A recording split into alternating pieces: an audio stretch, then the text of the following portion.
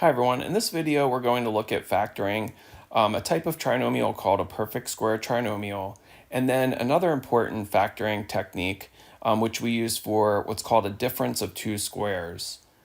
So although you can factor trinomials using either the Colombian or grouping method, recognizing these perfect square trinomials, they're kind of a special type of trinomial and they factor really easily. So let's review really quick. If you have a problem that asks you for the product of x plus 3 squared, okay, I have a binomial, x plus 3, and I'm squaring it. So one of the things you could do is write it out, because x plus 3 squared just means x plus 3 times x plus 3. And if I was to multiply that, I would FOIL. So x times x, my first term times my first term, which gives me x squared. Then I would do the outer terms, 3 times x. And then the inner terms, which is another 3 times x. And then my last terms, 3 times 3.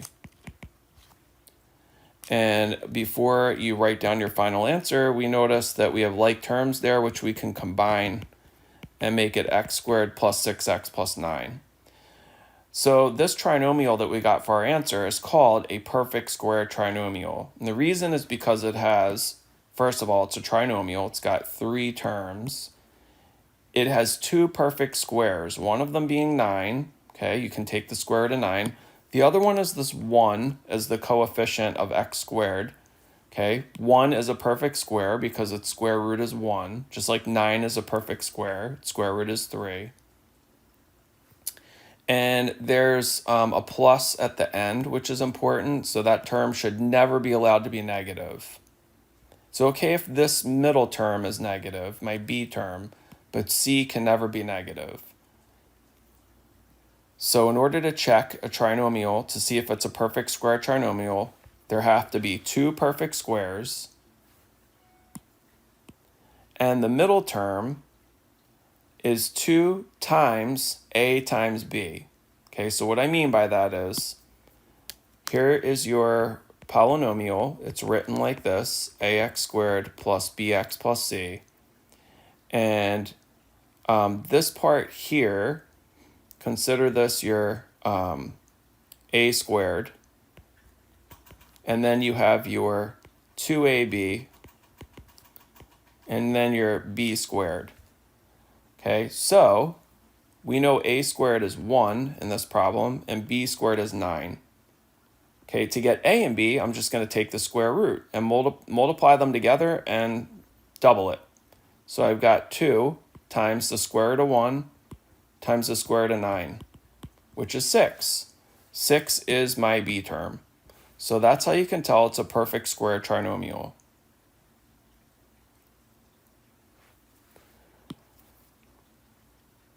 Okay, if it's a perfect square trinomial, it'll factor into these 2 special products.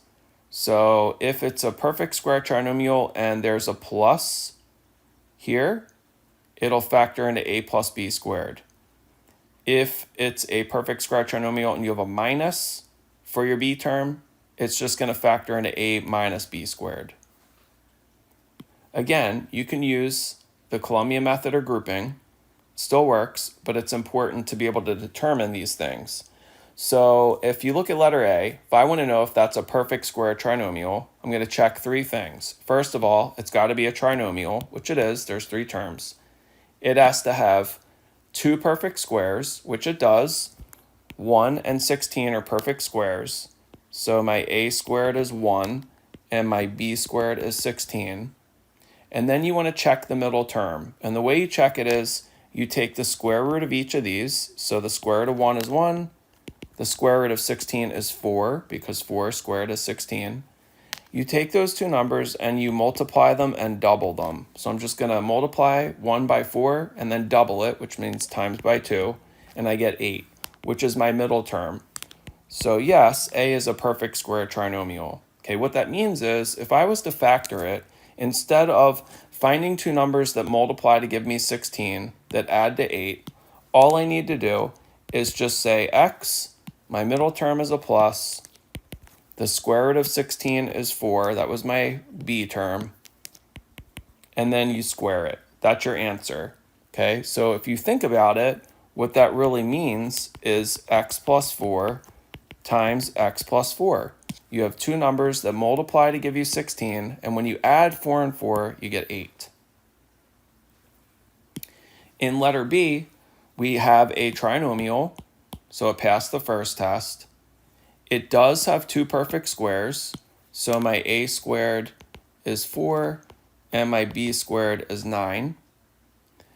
Now, does it pass the third step? So I need to take the square root of my a squared and my b squared. The square root of 4 is 2. The square root of 9 is 3.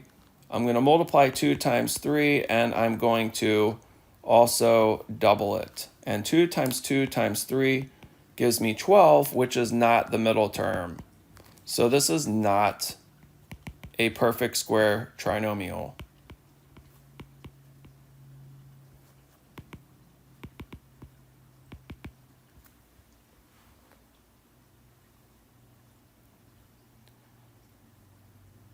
Okay, in letter A, we do have a perfect square trinomial. It's a trinomial, it has two perfect squares, and if I take the square root of 36 and the square root of 1 and double it, I get 12. So what that means is, to factor it, I'm just going to place a parenthesis with the square, and I'm going to have an x, and since my b term is positive, there's going to be a plus in here.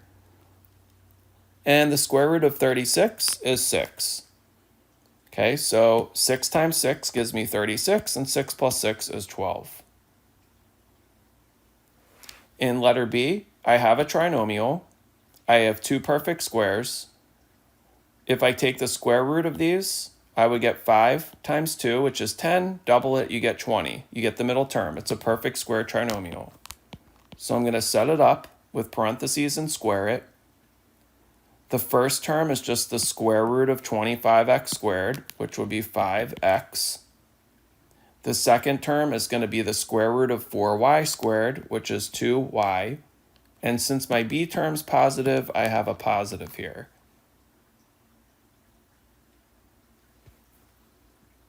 And remember that you can check these by foiling. So if I wanted to FOIL 5x plus 2y squared, remember, all that really means is 5x plus 2y times 5x plus 2y. And if you FOIL it, it will give you this product back. In letter C, I have a trinomial, but it's an n to the fourth. So when we split it, we're going to have to remember to write an n squared, because n squared times n squared is n to the fourth. Okay, but I want to check first and see if it's a perfect square trinomial. And if I check it, it's got 3 terms, so it's a trinomial. It has two perfect squares, 9 and 1. And then if I take their square roots, I would get 3 and 1, double it. 3 times 1 times 2 is 6. So it is. So I'm going to set up my perfect square trinomial, and there's two differences here. Since the b term is a minus, we're going to have a minus in here. And the square root of 9n squared is 3n squared. So in place of it being just normally an n or an x, it has to be a squared term. And the square root of 1 is 1. In my last problem, letter D, I have a trinomial, and I have two perfect squares. If I take their square roots, I would get 5 times 3, which is 15. Double it, you get 30, which is not the middle term. That means this is not a perfect square trinomial, so I have to use one of my other methods. And we'll use the Columbia method. So I'm going to multiply 25 times 9, which would give me, 5 carry the 4, 225.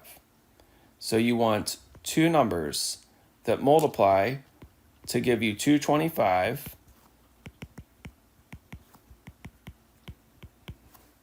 and they have to add to give you a 50. And my signs are both going to be positive. So those two numbers would be 25 times 15 times, well, no, that won't work.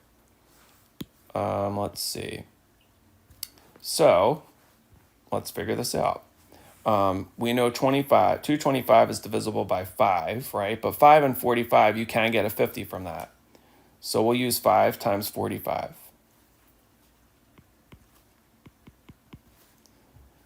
And I'm going to have x plus 5 and x plus 45. And remember that there is another step when you're using the Columbia method. You have to take the a value and divide the terms by that a value, and then reduce. I can reduce 5/25 to 1/5, and I can reduce 45 over 25. So 5 goes into 45 9 times, and 5 goes into 25 5 times.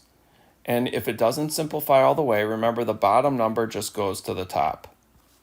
So it would factor into 5x plus 1 times 5x plus 9.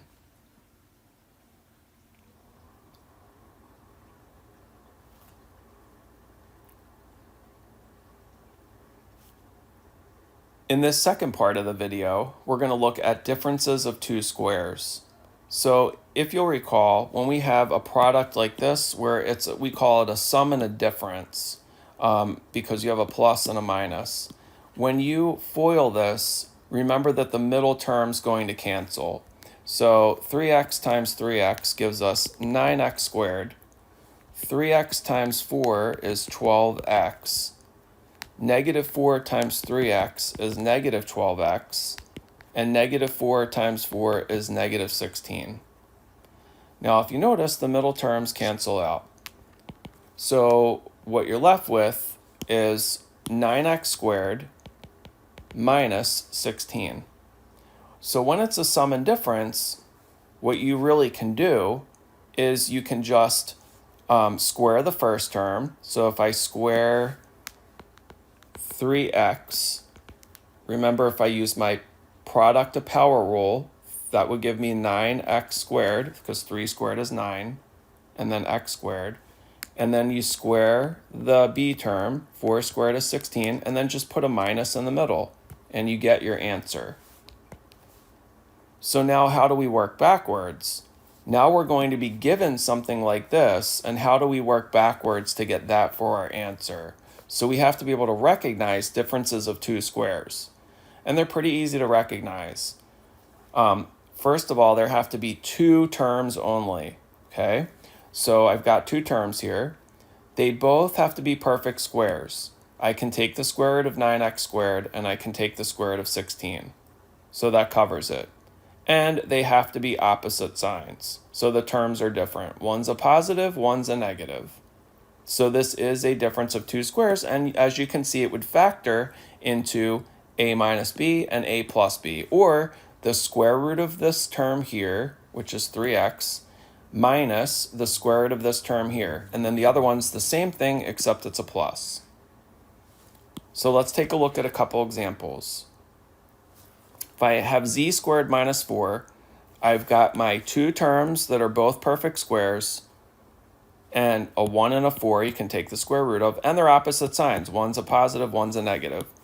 So it's real simply going to factor into a z minus and a z plus. The square root of 4 is 2. So you have z minus 2 and z plus 2.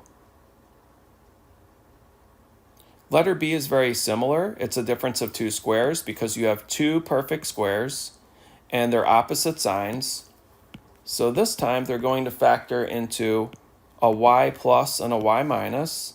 And to get that term, you just take the square root of 25, or what number squared gives you 25, and that's 5. So y plus 5 times y minus 5. And remember, the commutative property allows me to be able to write the answer like this instead. So either will work. You can multiply in any order you want, you still get the same answer. Okay, let's take a look at letter C. So I have two terms. They're both perfect squares. I can take the square root of 1. I can take the square root of 9. But are they opposite signs? And the answer is no. They're both positive. There is no way to factor this. So we would just say it's prime. And then for letter D, we have, again, two perfect square. Well, we have one perfect square, which is 9. Okay, 24 is not a perfect square, so I'm going to make that a 4. I think that might have been a typo. So now you have two perfect squares, and the signs are different. One's positive, one's negative. So that means I'm going to be able to factor this into a difference of two squares. So the square root of 4a squared, right? The square root of 4 would be 2, and the square root of a squared is a. So I'm going to have a 2a in each parenthesis. And then make one of them a minus and one a plus. The square root of 9b squared would be 3b. So your final answer is 2a minus 3b times 2a plus 3b.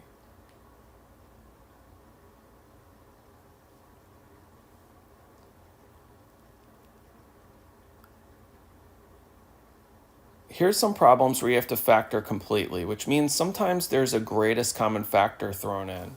So if I take a look at my terms, I can pull an x out. That would be the greatest common factor. And what's left over would be 9x squared minus 25.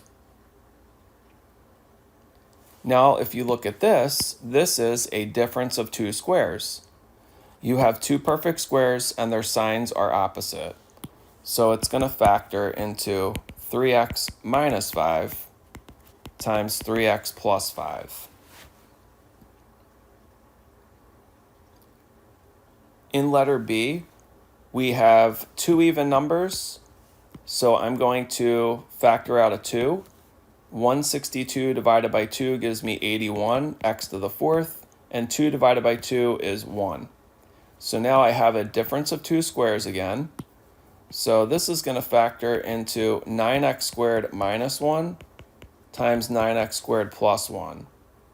Now if you look again closely, we have another difference of two squares. You have two perfect squares, and the signs are opposite. One's positive, one's negative.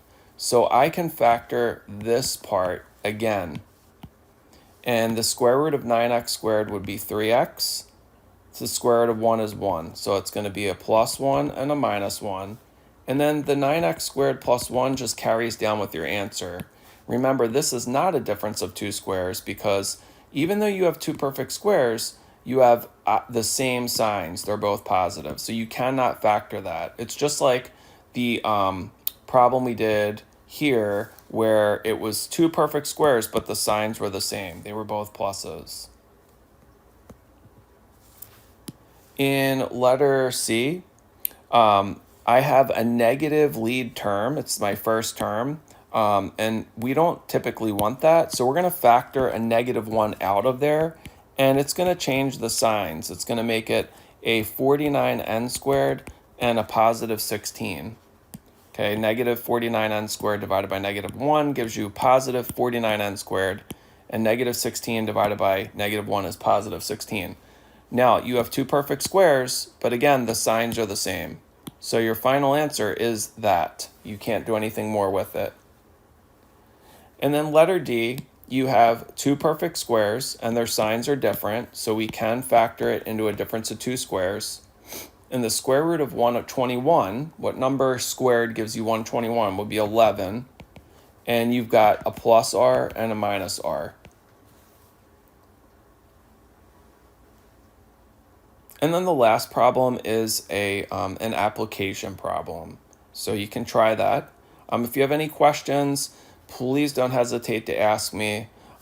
It's very good practice to keep practicing these problems because when they're in chapters, they're organized for you. But once they're all jumbled up, you have to know how to solve each one separately. So with practice, you get better at that. Okay, but again, if you have any questions or you need help, please reach out to me.